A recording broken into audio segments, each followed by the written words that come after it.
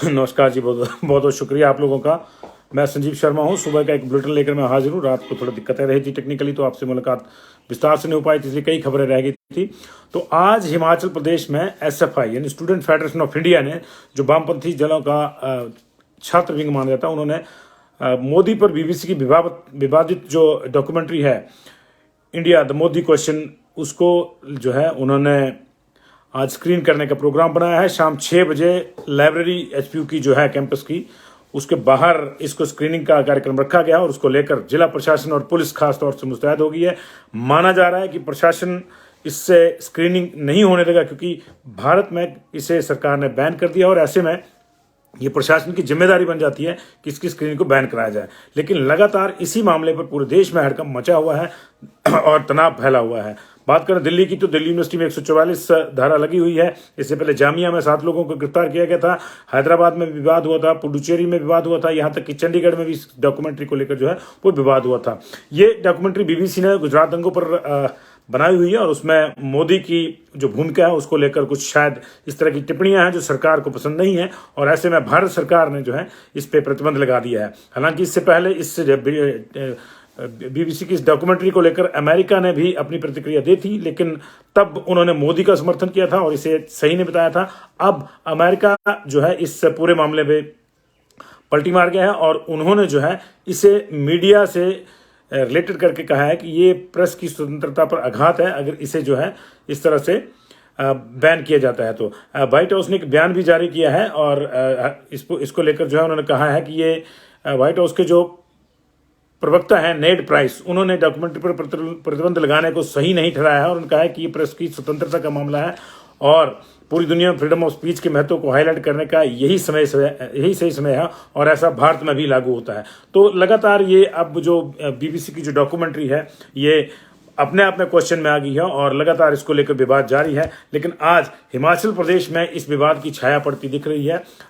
6 बजे शाम का टाइम दिया है एसएफआई ने कि वो इस डॉक्यूमेंट्री को स्क्रीन करेंगे। हालांकि सबके मोबाइल्स में, मैक्सिमम लोगों के मोबाइल्स में होंगी और क्योंकि भारत में इसको बैन किया गया है, विदेशों में बैन नहीं किया गया, तो ये उपलब्ध है और उसी उपलब्धता से जो है इसको डाउनलोड करके स्क्रीन कराया जा रहा है। अब प्रशासन किस तरह से इस समस्या से पार पाता है ये देखना होगा। लेकिन उधर समस्याएं ऐसा नहीं है कि इसी मामले को लेकर समस्याएं कांग्रेस की भी लगातार सामने आ रही हैं। कल द्रंग में एक जबरदस्त वाकया हुआ जब पद्धर में एक रैली में भाषण देते हुए भारत जोड़ो यात्रा के दौरान जो एक कंसेप्ट सामने आया था कि हम हाथ जोड़ो यात्रा भी करेंगे, तो हाथ जोड़ो यात्रा का जो शुभारंभ परसों से हुआ था, कल उसमें विवाद आ गया और विवाद यह आया कि प्रतिभा सिंह ने एक बयान दिया कि अगर कौल सिंह जीते होते तो वो मुख्यमंत्री होते, सुक्खू मुख्यमंत्री नहीं बनते। उन्होंने अपने भाषण में कहा कि जब सुखविंदर सिंह सुक्खू की शपथ हो रही थी, कौल सिंह मुझे मिले, तो मैंने कहा कि कौल सिंह जी अगर आप जीते होते तो आज शपथ आप ले रहे थे, सुक्खू सीएम नहीं बनता। लेकिन इसके अब कई अर्थ निकाले जा रहे हैं। इसका एक अर्थ सीधा से ये निकाला जा रहा है कि कांग्रेस में अभी भी बड़े पैमाने पर गुटबंदी है और कुछ एक जो नेता हैं वो सुखविंदर सिंह सुक्खू के मुख्यमंत्री बनने को पचा नहीं पा रहे हैं और गाहे बगाहे उनकी व्यथा इस तरह बयानों में जो सामने आ जाती है।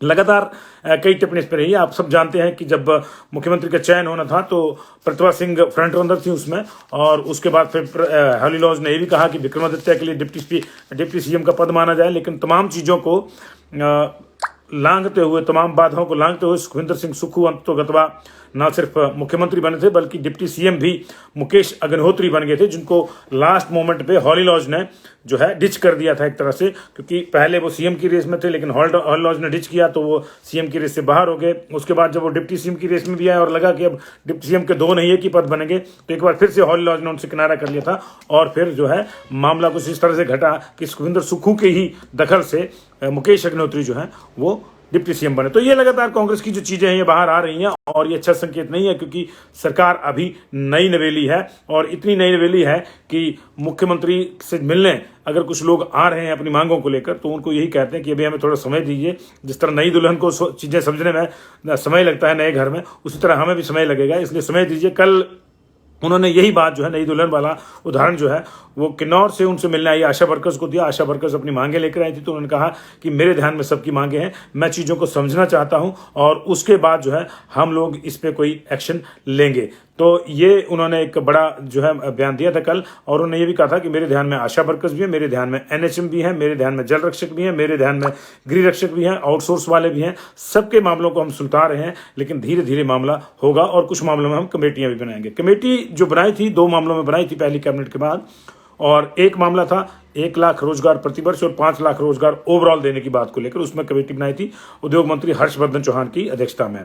और दूसरी जो महिलाओं को 1500 रुपये देने वाली कमेटी थी वो बनाई थी धनराम शांडल की अध्यक्षता में, ये कैबिनेट सब कमेटी थी। इसकी कल बैठक हुई थी, इसमें चंद्र कुमार और चौधरी चंद्र कुमार के अलावा जो है पंचायती राज मंत्री अनिरुद्ध सिंह भी शामिल हुए थे। इस कमेटी की कल बैठक हुई है और उसने पहले ही मंथन में, हालांकि इसकी एसओपी अभी डिटेल में आनी है, लेकिन पहले ही मंथन में इसने कुछ इस तरह के संकेत दिए हैं कि लगभग जो है 8.25 लाख 8,21,000 महिलाओं को ही इसका पात्र पाया गया है। अगर फार्मूला जो इस कमेटी ने लिया है, कमेटी ने क्या फार्मूला लिया है कि जिनको पहले से कोई पेंशन नहीं मिलती है उन महिलाओं को जो है इसमें रखा जाएगा।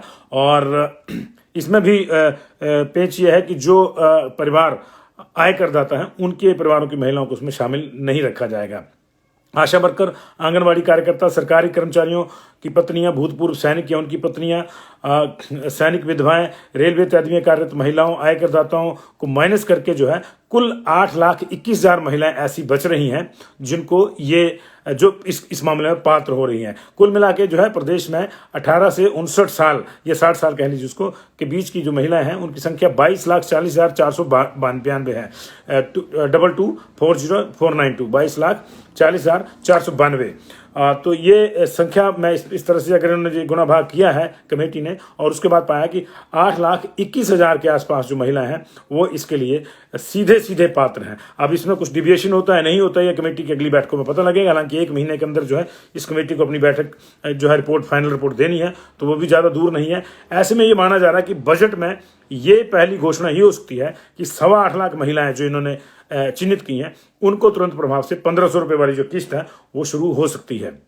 हालांकि अभी ये भी संशय बना हुआ है, ये सब कमेटी की जब पूरी रिपोर्ट आएगी तब इसमें ये देखाएगा, क्योंकि इस तरह की भी चर्चा है कि एक परिवार में एक ही महिला को दिया जाएगा। लेकिन ये जो है अगर इस तरह से कोई फैसला होता है तो हम उसको जो है सही नहीं मानते, क्योंकि कांग्रेस ने जब ये वायदा किया था तो ये नहीं बताया था कि इस तरह की कोई नियम और शर्तें होंगी। तब उन्होंने कहा सभी को दिया जाएगा। हाँ, इसमें एक बात जरूर हो सकती है कि स्वेच्छा से अगर कोई छोड़ना चाहता है तो वो छोड़े, और मुझे लगता है कि लोगों को छोड़ना भी चाहिए। जो सक्षम है उनको छोड़ देना चाहिए ताकि जो जरूरतमंद है उनको मिल सके। लेकिन फिलहाल एक मुश्त दी जाएगी राशि, कैसे दी जाएगी कैसे नहीं ये अभी फाइनल नहीं हुआ है। लेकिन पहली बैठक के बाद कर्नल धनराम शांडल ने जो संकेत दिए हैं वो संकेत बताते हैं कि 8,21,000 के आसपास जो मैंने आपको संख्या बताई, 8,22,000 या 21,000, और उनको जो है पहले गो में मिल सकती है और इसकी घोषणा बजट में हो सकती है। बजट में एनएचएम, जल रक्षक, गृह रक्षक, आउटसोर्स इनको भी लेकर जो है कोई घोषणा हो सकती है। हालांकि आउटसोर्स वालों के लिए मुझे लगता है कि फिर से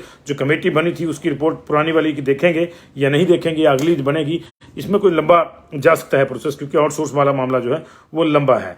और बाकी मामलों में कुछ ना कुछ राहत जो है वो ज़रूर मिलेगी, लेकिन देखना होगा कि कितनी राहत ये मिलती है और कितनी राहत जो है वो नहीं मिलती है। मुख्यमंत्री आज कश्मीर जा रहे हैं, जम्मू कश्मीर जा रहे हैं, उनके साथ कांग्रेस अध्यक्ष भी जाएंगी। संभवतः कल वाले बयान पे कोई बात भी हो आपस में, लेकिन दोनों श्रीनगर इकट्ठे जा रहे हैं ये तय है, और वापसी उनकी अलग अलग है।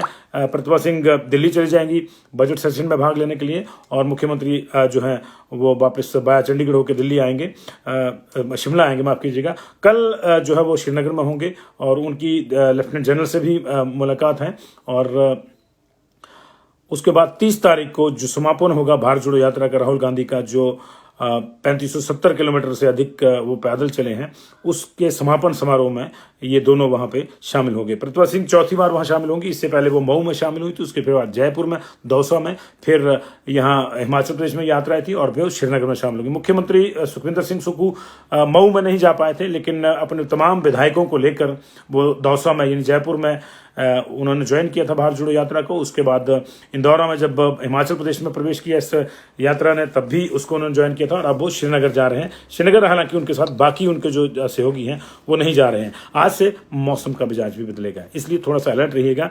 आज शाम से पश्चिमी विक्षोभ का असर शुरू हो जाएगा और 29-30 तारीख को ये अपने चरम पे रहेगा। 31 तारीख को फिर से मौसम साफ होना शुरू हो जाएगा। ऊपरी इलाकों में पहले ही अभी तक भी 150 से 200 सड़कें जो है अभी बंद है। माफ कीजिए, टू बी एग्जैक्ट 219 सड़कें अभी बाधित है। उसमें 4 NH भी शामिल हैं। जनजातीय क्षेत्र जो है हमारा किन्नौर, लाहौल स्पीति और चंबा का भरमौर पांगी वाला एरिया, वो बुरी तरह से पहले ही बर्फबारी की चपेट में है। वहाँ जनजीवन अस्त व्यस्त है, संचार साधन, बिजली, पानी की वहाँ समस्याएं हैं। और ऐसे में जो नया दौर है बर्फबारी का, ये और समस्या में बढ़ोतरी कर सकता है। एडवाइजरी जारी की गई है कि जो पर्यटक हैं खासतौर से जो बर्फ देखने के लिए आते हैं, वो अनजान और सुनसान जगहों पर ना जाएं, ताकि उनके साथ कोई अप्रिय घटना ना हो सके। बहुत बहुत शुक्रिया आप लोगों का। दिन भर तमाम दूसरी खबरों के साथ हम लोग आपके साथ जुड़े रहेंगे। देखते रहिए पंजाब केसरी टीवी।